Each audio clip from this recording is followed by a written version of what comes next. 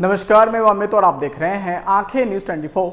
आइए नजर डालते हैं आज के महत्वपूर्ण खबरों पर। नीतीश मंत्रिमंडल के कई मंत्रियों ने आज अपना पदभार संभाला।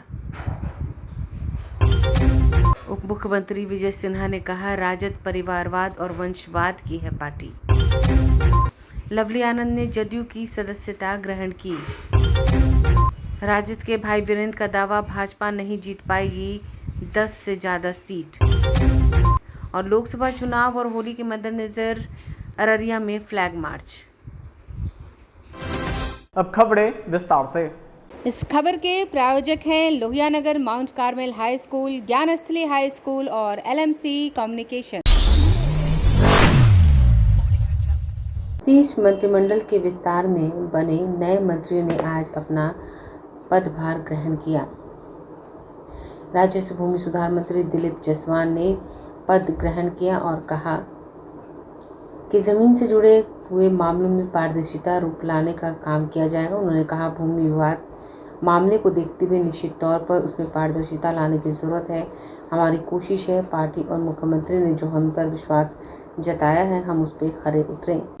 आज मुझे विभाग का मंत्री के रूप में पदभार लेने का मौका मिला है और जैसा कि आपको विदित है कि राजस्व विभाग बहुत ही महत्वपूर्ण भागीदारी समाज में निभाता है और इस विभाग में बहुत सारे समस्याएं भी आम लोगों के बीच से सुनने को मिलता है।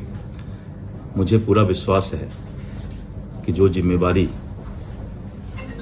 हमारे पार्टी के नेतृत्व ने और मुख्यमंत्री जी ने मुझे दिया है, इस चुनौती को स्वीकार करते हुए मैं इसे अवसर में बदलने का प्रयास करूंगा। और चुनौती जब अवसर में बदलने का प्रयास किया जाता है तो मुझे लगता है कि अपने आप जो जनता की समस्याएं हैं और विशेष करके जो भूमि विवाद है उसका रास्ता निकल सकता है। वहीं मंत्री अशोक चौधरी और जयंतराज अपने अपने विभागों का पदभार ग्रहण करने पहुंचे।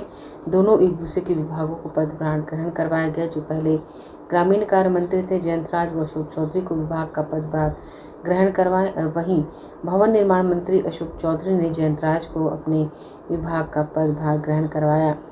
इन दोनों ने कहा कि हमारी प्रमुखता रहेगी कि किस तरीके से बिहार के विकास के पथ पर आगे बढ़ाया जाए। श्रम संसाधन विभाग के मंत्री संजय सिंह ने आज अपने ऑफिस में पदभार ग्रहण किया। इन्होंने भी कहा कि बिहार को विकास के रास्ते पर आगे अग्रसर किया जाएगा। ब्यूरो रिपोर्ट, आंखें न्यूज 24। हमने बार बार कहा है कि एनडीए के सीट शेयरिंग का मामला कहीं कोई परेशानी नहीं है। सही समय पर उचित समय पर उचित जगह पर हम लोग इसका अनाउंसमेंट कर देंगे। इसलिए कहीं कोई संशय नहीं है, आपस में कहीं कोई परेशानी नहीं है, क्योंकि जहाँ जहाँ भारतीय जनता पार्टी की गठबंधन एनडीए की सरकारें हैं और जहाँ एनडीए की सरकारें चुनाव लड़ी, अभी किसी राज्य की घोषणा नहीं हुई है। भारतीय जनता पार्टी ने अपने सीटों की घोषणा की है, फर्स्ट लिस्ट और सेकेंड लिस्ट, और जो आने वाले समय में जो उनका आएगा वो एनडीए से बात करके बाकी घटक दलों से बहुत जल्द हो जाएगा। इसमें कहीं कोई परेशानी नहीं। तेजस्वी यादव ने कल पटना से लेकर मुंबई तक एक बात उनकी आम रही कि मुख्यमंत्री नीतीश कुमार को लेकर काफी सॉफ्ट दिखे। उन्होंने कहा कि बहुत मजबूरी में बहुत फैसले वो ले रहे हैं। तो क्या लगता है कि कुछ तेजस्वी यादव का लगता है ज्यादा ही सॉफ्ट है उस चीज को लेकर? देखिए, ऐसा है ना कि कोई भी राजनेता जो बिहार की राजनीति करते हैं, क्योंकि 18 साल में नीतीश कुमार ने जो काम को किया है, निश्चित रूप से कहीं ना कहीं तेजस्वी जी जब सरकार से हटे थे तो उन्होंने नीतीश जी के ऊपर व्यक्तिगत प्रहार किया था और उनके पिता श्री लालू प्रसाद यादव जी ने व्यक्तिगत प्रहार किया था और व्यक्तिगत टिप्पणियां की थी। राजनीतिक जीवन में विचारों का मतभेद हो सकता है, हम कहीं जा सकते हैं, हम कहीं आ सकते हैं, लेकिन व्यक्तिगत टिप्पणियों से परहेज करना चाहिए। हमको लगता है तेजस्वी जी ने जरूर कोई सर्वे कराया होगा और सर्वे में ये पता चला होगा कि इस तरह की टिप्पणी करने से और नीतीश जी के प्रति आक्षेप करने से उनको नुकसान होगा, इसीलिए वो सॉफ्ट हो रहे हैं। शिक्षक भर्ती को लेकर के उन्होंने कहा कि माफिया राज को लेकर के शिक्षक भर्ती में जो प्रश्न आउट हुए हैं उसको लेकर के नहीं, वो प्रश्न आउट हुए हैं कि नहीं हुए हैं उसमें भी अभी क्लैरिटी नहीं है। बिहार पब्लिक सर्विस कमीशन ने कहा है कि मेरा प्रश्न पत्र आउट नहीं हुआ है।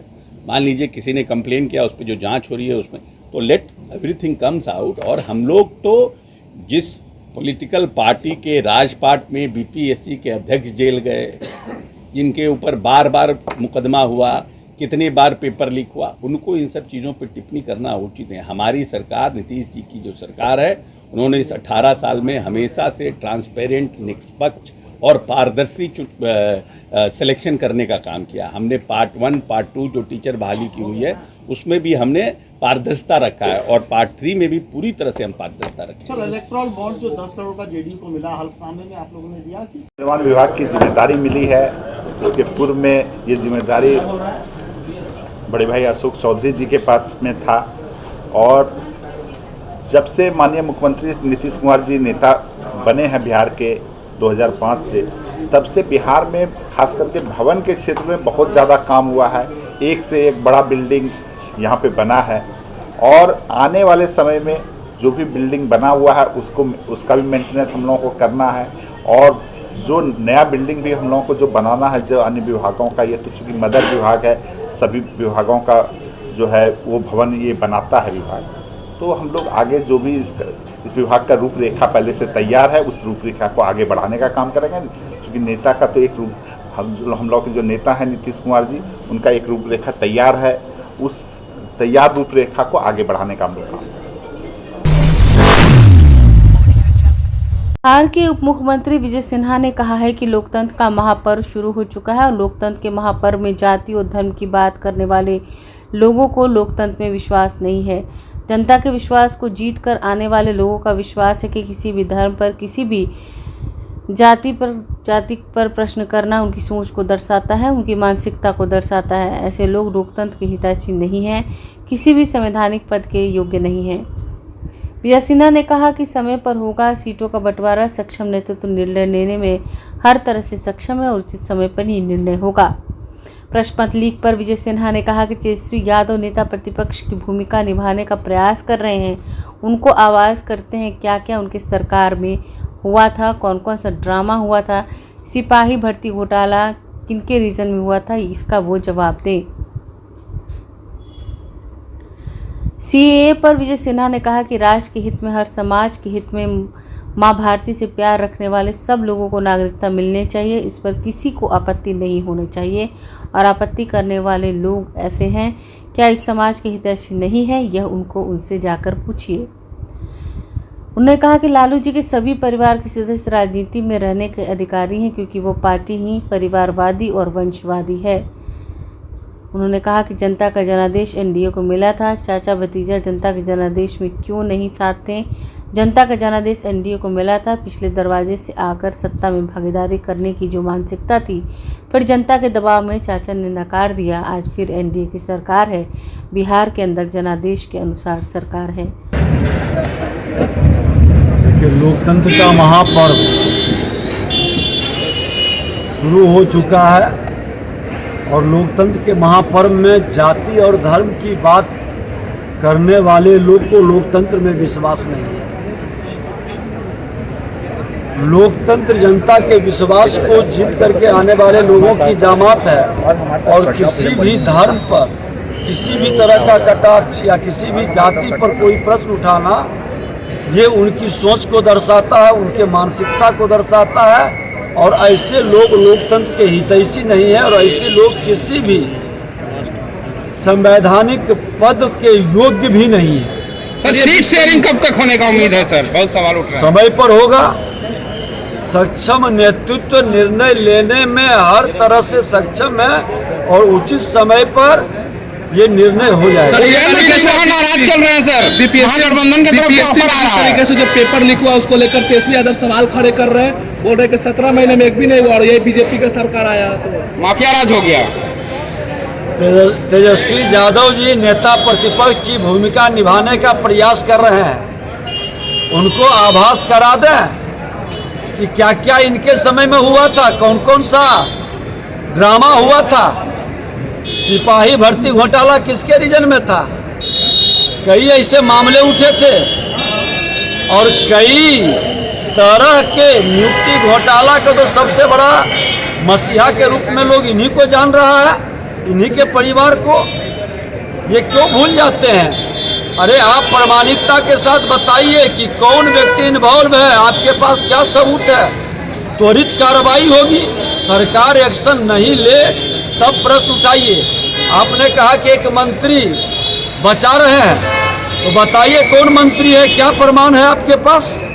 नेता प्रतिपक्ष की सकारात्मक भूमिका निभानी चाहिए, पूरी प्रामाणिकता के साथ लोगों को भरमाने का और सिर्फ खाना पूर्ति करने का खेल नहीं हो। लालू जी की एक और बेटी वो रोहिणी आचार्य राजनीति में कदम रखने वाली। लालू जी के सभी परिवार के सदस्य राजनीति में रहने का अधिकारी है, क्योंकि वह पार्टी ही परिवारवादी और वंशवादी है। उपेंद्र कुशवाहा नाराज चल रहा है, महागठबंधन क्या बना रहा है? लागू नहीं होना चाहिए।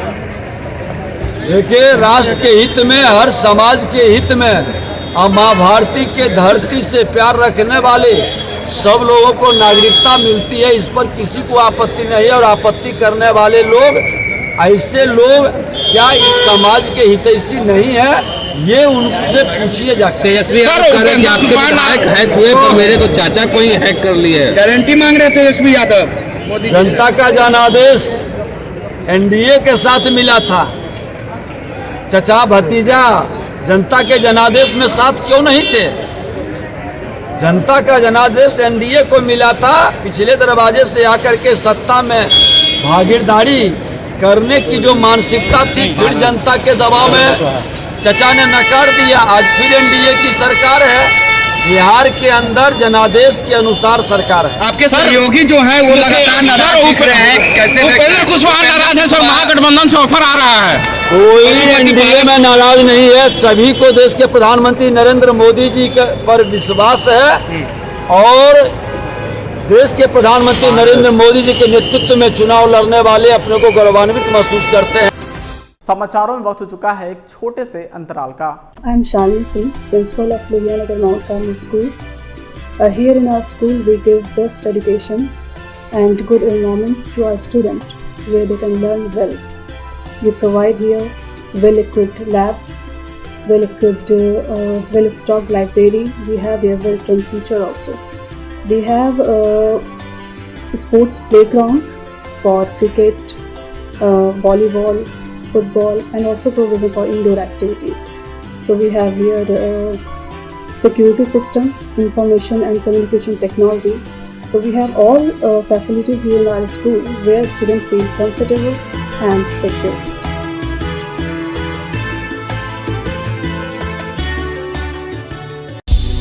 क्या आप पत्रकारिता के क्षेत्र में अपना कैरियर बनाना चाहते हैं? तो आज ही royal Ashoka institute of mass communication and journalism में अपनी जगह सुनिश्चित करें।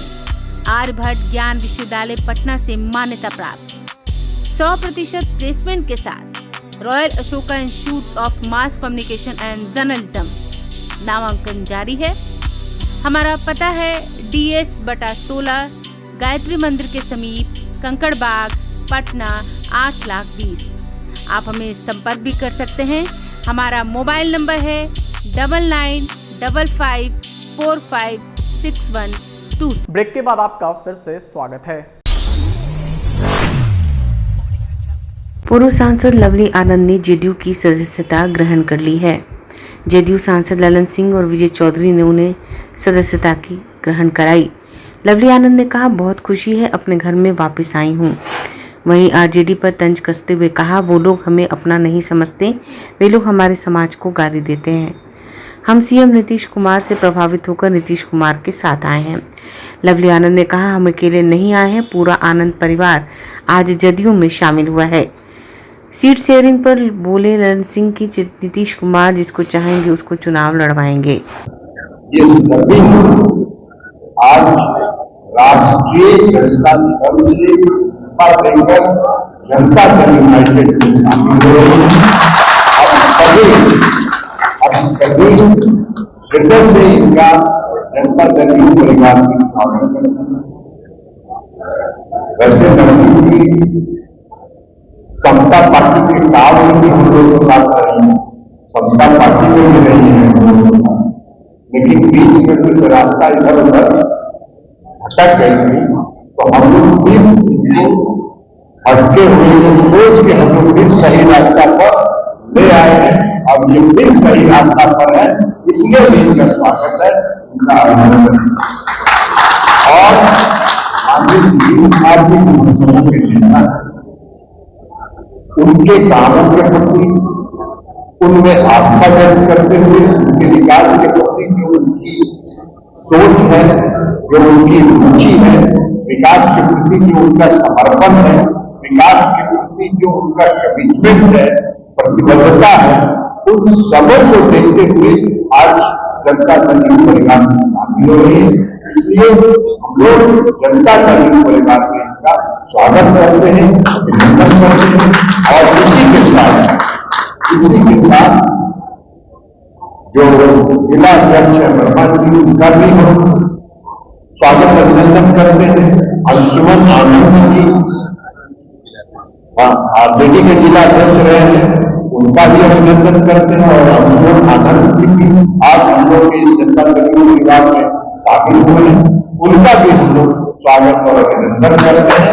और भरोसा दिलाते हैं जनता दल पार्टी एक पार्टी नहीं, एक परिवार है, और इस परिवार में आप परिवार के सदस्य, आज से परिवार के सदस्य के रूप में आप सब काम करेंगे।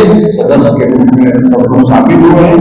और हम लोग नीतीश कुमार जी के जो रास्ते हैं, जो दिखाए गए रास्ते हैं, उसको लेके बिहार में झंडा बुलंद करेंगे, इसी आशा और विश्वास के साथ पुनः करता हूं। 16 जिला कौन कौन जिला बताइए, हम लोग तो जाने ना, हम लोग तो जाने भी तो कौन कौन सी हम लोग को मिला, सीटें नहीं पता हम लोग को, तो हम किसी कहेंगे कि कौन चुना। और सीट को मिलेगा, मुख्यमंत्री इस पार्टी के सम्मान नेता है, वो तय करेंगे कौन कहां से उम्मीदवार होगा, ये सब तो उनके हाथ में है, तो वो तय करेंगे। तो वो जिसको जो जिम्मा देंगे वो काम करता है, ये पार्टी यही ऐसी है।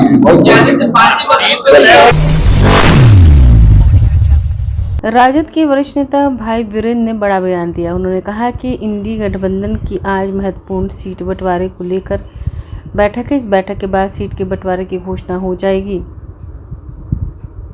जो फैसला लिया गया वो बहुत लंबा समय तक चलेगा। पहले इतने लंबे समय तक चुनाव नहीं होता था जो इस बार फैसला लिया गया है।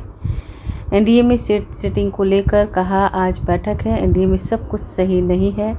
बीजेपी 400 के पार का दावा कर रही है, 100 सीट पहले से कम हो जाएंगे। अपने स्वार्थ के लिए देश की चिंता नहीं कर रहे हैं भाजपा वाले। बिहार की 40 सीट का सपना देख रहे हैं, 10 से ज़्यादा नहीं जीत पाएंगे। क्या कुछ निष्कर्ष होगा सर? ये बैठक चल रही है और बैठक आज होने वाली है, महत्वपूर्ण बैठक। और सीट शेयरिंग पूरे भारत में इंडिया गठबंधन का आज मीटिंग है और सीट शेयरिंग लगभग तय हो जाएगा। कब तक सर लिस्ट? अब तो शीर्ष नेतृत्व बताएंगे कब तक लिस्ट, मीटिंग हो जाएगी। अभी चुनाव का तो काफ़ी वक्त है।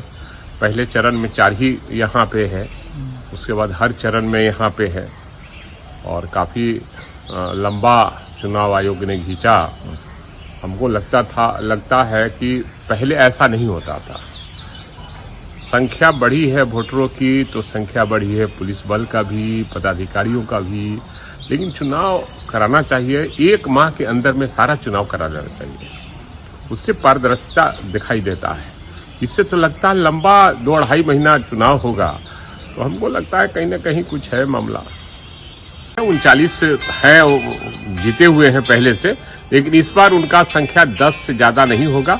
हम तो 40 में 40 चाहेंगे कि जीते, लेकिन वो 10 से ज़्यादा उनको पार करने नहीं देंगे। 39 है जीते हुए हैं पहले से, लेकिन इस बार उनका संख्या 10 से ज़्यादा नहीं होगा। हम तो 40 में 40 चाहेंगे कि जीते, लेकिन वो 10 से ज़्यादा उनको पार करने नहीं देंगे। क्या कुछ निष्कर्ष होगा सर? ये बैठक चल रही है और बैठक आज होने वाली है, महत्वपूर्ण बैठक। और सीट शेयरिंग पूरे भारत में इंडिया गठबंधन का आज मीटिंग है और सीट शेयरिंग लगभग तय हो जाएगा। कब तक सर लिस्ट? अब तो शीर्ष नेतृत्व बताएंगे कब तक लिस्ट, मीटिंग हो जाएगी। अभी चुनाव का तो काफ़ी वक्त है। पहले चरण में 4 ही यहाँ पे है, उसके बाद हर चरण में यहाँ पे है और काफ़ी लंबा चुनाव आयोग ने खींचा। हमको लगता है कि पहले ऐसा नहीं होता था। संख्या बढ़ी है वोटरों की तो संख्या बढ़ी है पुलिस बल का भी, पदाधिकारियों का भी, लेकिन चुनाव कराना चाहिए। 1 माह के अंदर में सारा चुनाव करा जाना चाहिए, उससे पारदर्शिता दिखाई देता है। इससे तो लगता है लंबा 2-2.5 महीना चुनाव होगा, तो हमको लगता है कहीं ना कहीं कुछ है मामला। आगामी लोकसभा चुनाव और होली जैसे त्योहार को शांतिपूर्ण माहौल में संपन्न कराने के लिए अररिया CISF और पुलिस के जवानों ने फ्लैग मार्च निकाला। इस फ्लैग मार्च का नेतृत्व अररिया SSP राम पुकार सिंह ने किया। बाजार समिति स्थित पुलिस लाइन से निकला ये मार्च अररिया शहर के विभिन्न रास्तों का भ्रमण किया। ASP राम पुकार सिंह ने बताया कि बीते शनिवार को आदर्श आचार संहिता लागू हो गई। होली का त्योहार नजदीक आ गया है, इसलिए ही लोकसभा चुनाव भी होने वाला है। इसलिए संवेदनशील जगहों पर ये फ्लैग मार्च निकाला गया ताकि लोग भयमुक्त होकर त्योहार मनाएं, साथ ही आगामी लोकसभा चुनाव में बढ़ चढ़ कर अपनी भागीदारी सुनिश्चित करें। उन्होंने बताया इस फ्लैग मार्च का उद्देश्य यह भी है कि लोग भयमुक्त रहें और उन्हें यह महसूस हो कि हमारे आसपास पुलिस के जवान मौजूद हैं। इसलिए शांति व्यवस्था कायम करने को लेकर यह फ्लैग मार्च निकाला गया। फ्लैग मार्च अररिया बाजार समिति से निकलकर बस स्टैंड होते हुए चांदनी चौक पहुंची, जहां से काली मंदिर चौक पर, फिर अस्पताल चौक, 0 माइल पर ADB चौक होते हुए वापस पुलिस लाइन लौट गई। ब्यूरो रिपोर्ट, आंखें न्यूज़ 24। कल आपको मालूम होगा कि आदर्श चुनाव आचार संहिता लागू हो गया है और बहुत सी कार्रवाई असामाजिक तत्वों की मुझे निर्देश प्राप्त हुआ है। उसी के आलोक में जो आगामी लोकसभा चुनाव है और होली का पर्व है, उसी के मद्देनज़र शहर में शांति व्यवस्था स्थापित करने हेतु अपराध एवं अपराध कर्मियों के विरुद्ध कार्रवाई को लेकर के आज फ्लैग मार्च निकाला गया है, जिसमें अर्धसैनिक बल, हमारे स्थानीय थाना हेडक्वार्टर DSP साहब और हमारे प्रशिक्षु पदाधिकारी सभी लोग, अनुमंडल पदाधिकारी ज्वाइन कर रहे हैं और हम लोग पूरे उन संवेदनशील स्थान में भ्रमण करेंगे जहां पुलिस से घटनाएं घटी है या संभावना रहती है। लोगों में यह संदेश जाएगा कि यहाँ पर्याप्त मात्रा में बल है और शांति व्यवस्था के लिए हम लोग तत्पर हैं। धन्यवाद।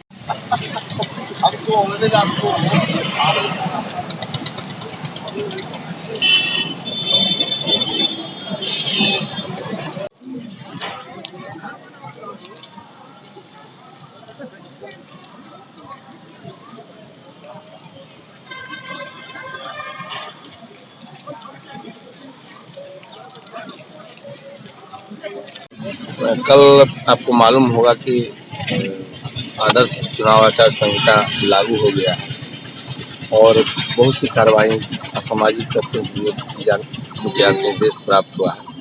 उसी के आलोक में जो आगामी लोकसभा चुनाव है और होली का पर्व है, उसी के मद्देनज़र शहर में शांति व्यवस्था स्थापित करने हेतु अपराध एवं अपराध कर्मियों के विरुद्ध कार्रवाई को लेकर के आज फ्लैग मार्च निकाला गया है, जिसमें अर्धसैनिक बल, हमारे स्थानीय थाना हेडक्वार्टर DSP साहब और हमारे प्रशिक्षु पदाधिकारी सभी लोग, अनुमंडल पदाधिकारी ज्वाइन कर रहे हैं और हम लोग पूरे उन संवेदनशील स्थान में भ्रमण करेंगे जहां पुलिस से घटनाएं घटी है या संभावना रहती है। लोगों में यह संदेश जाएगा कि यहाँ पर्याप्त मात्रा में बल है।